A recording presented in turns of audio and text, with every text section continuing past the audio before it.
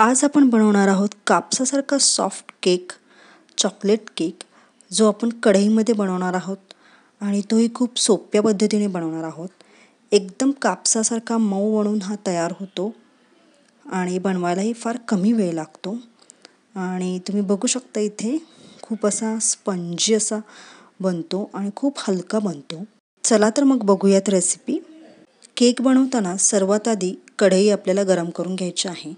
तर कढईत केक बनवत आहोत तर त्यासाठी कढईमध्ये एक जाळी मी ठेवलेली आहे स्टँड, ज्याच्यावर आपण केक टीन ठेवणार आहोत आणि हे झाकून ठेवायचं आहे बारीक गॅसवर. तर आता एका बाउलमध्ये मी इथे पाऊण कप पिठी साखर घेतलेली आहे बारीक करून, आणि आता एका चाळणीवर इथे मी 1 वाटी मैदा घेतलेला आहे आणि तो पूर्ण आता व्यवस्थित आपल्याला चाळून घ्यायचा आहे.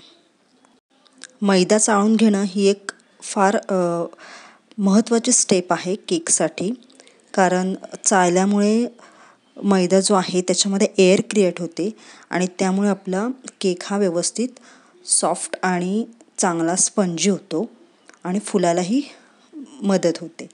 तर याच्यामध्ये मी चिमूटभर मीठ टाकलेलं आहे आणि मैदा चाळून व्यवस्थित झालेला आहे. तर आता पिठी साखरमध्ये आपण हा मैदा व्यवस्थित मिक्स करून घेऊयात. आता याच्यामध्ये आपल्याला वेट इन्ग्रेडियंट्स टाकायचे आहेत. तर इथे मी टोटल 4 चमचे तेल टाकत आहे, म्हणजेच 1/4 कप तेल मी इथं घेतलेलं आहे. तर टोटली 4 चमचे इथे तेल झालेलं आहे. आणि त्यानंतर मी इथे 2 चमचे चॉकलेट सिरप घेतलेला आहे. तुमच्याकडे चॉकलेट सिरप नसेल तर तुम्ही अर्धा बाउल चॉकलेट पावडर घेऊ शकता. आणि त्यानंतर याच्यामध्ये 1 चमचा आपल्याला लिंबाचा रस घ्यायचा आहे. लिंबाच्या रसामुळे चॉकलेट केक जो आहे तो सॉफ्ट आणि स्पंजी होतो, कारण त्याचं रिॲक्शन हे इनोबरोबर व्यवस्थित होतं. तर इथे आपण बेकिंग सोडा किंवा बेकिंग पावडर वापरणार नाही आहोत, कारण त्यामुळे हा केक सॉफ्ट होणार नाही आहे. तर याच्यामध्ये आता मी थोडंसं दूध ओतत आहे. तर दूध मी इथं अर्धा बाउल घेतलेला आहे. जसं लागेल तसंच दूध याच्यामध्ये आपल्याला टाकायचं आहे. तर मी सांगत होते की या केकमध्ये आपल्याला इनो वापरायचा आहे. बेकिंग पावडर, बेकिंग सोडा वापरायचा नाही आहे, कारण तो जास्त रिॲक्ट होत नाही लिंबाबरोबर आणि केक तेवढा सॉफ्ट होत नाही आहे. त्याच्यामुळे याच्यामध्ये आपल्याला इनोच वापरायचा आहे. इनो वापरल्याने केक हा खूप छान सॉफ्ट आणि कापसासारखा मऊ बनतो. तर या कन्सिस्टन्सीवर याच्यामध्ये आपल्याला दूध टाकायचं आहे. तर इथे आता केक टीनला तेल लावून घ्यायचं आहे आणि त्यावर आता आपल्याला बटर पेपर ठेवायचा आहे. बटर पेपर नसेल तुमच्याकडे तर तुम्ही याच्यावर मैदासुद्धा भुरभुरू शकता. तर मी इथे बटर पेपर लावलेला आहे आणि याच्यात आता आपल्याला हे मिश्रण ओतायचं आहे. तर त्याआधी इथे आपल्याला अर्धा चमचा इनो टाकायचा आहे आणि याला ॲक्टिवेट करण्यासाठी याच्यावर आपल्याला थोडंसं दूध टाकायचं आहे, म्हणजे हा इनो जो आहे तो ॲक्टिवेट होतो आणि मिश्रण छान फुलून येतं.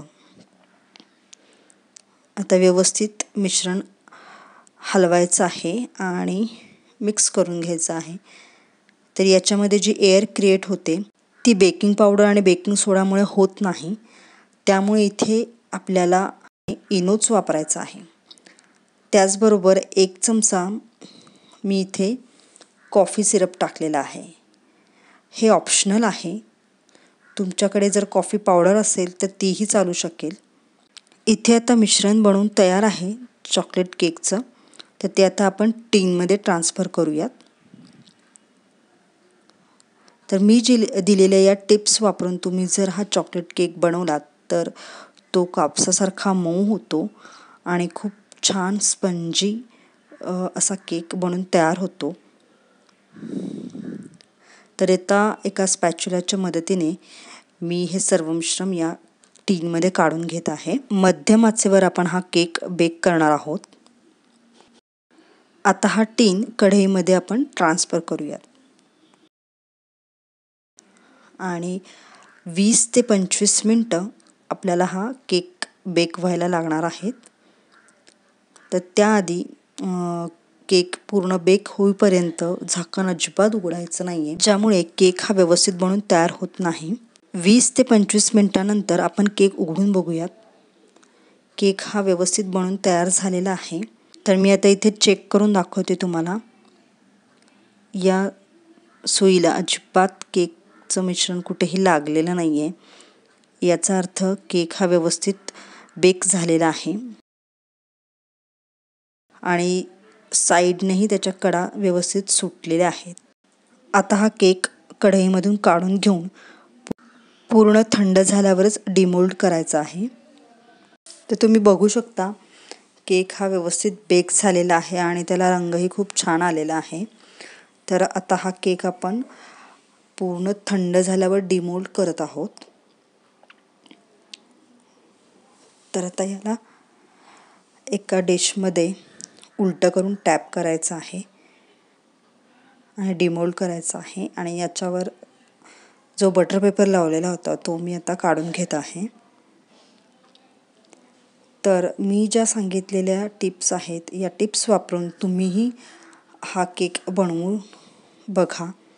मस्त छान सॉफ्ट बनून तयार होतो.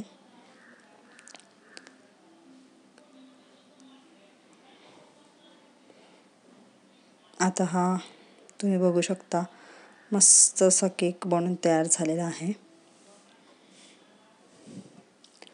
मस्त मऊ आणि सॉफ्ट असा केक तयार झालेला आहे. आता याच्यावर आपण गार्निशिंग करणार आहोत. ते इथे मी कॅडबरी वितळवून घेतलेली आहे पाण्यामध्ये, डायरेक्ट उकळत्या पाण्यामध्ये कॅडबरी ही ठेवली होती आणि त्यानं ही पातळ झालेली आहे आणि आता ती केकवर या स्प्रेड केलेली आहे. आणि कॅडबरी स्प्रेड करून झाल्यावर याच्यावर आपल्याला हवे ते ड्रायफ्रूट्स स्प्रेड करू शकता. केक हा सुपर सॉफ्ट आणि स्पंजी झालेला आहे आणि चॉकलेट स्प्रेड केल्यामुळे याची टेस्टही अफलातून लागते. याच्यावर मी ड्रायफ्रूट्सही स्प्रेड केलेले होते. तर कसा वाटला तुम्हाला हा super soft chocolate cake, T time chocolate cake? तुम्ही नक्की करून बघा. याच पद्धतीने अगदी कापसासारखा मऊ बनून तयार होतो. आणि लाईक, शेअर आणि सबस्क्राईब करायला विसरू नका. आणि अशाच नवनवीन चवी घेत राहा आणि पदार्थ बनवत राहा. पुन्हा भेटू अशाच एका टेस्टी रेसिपीसोबत.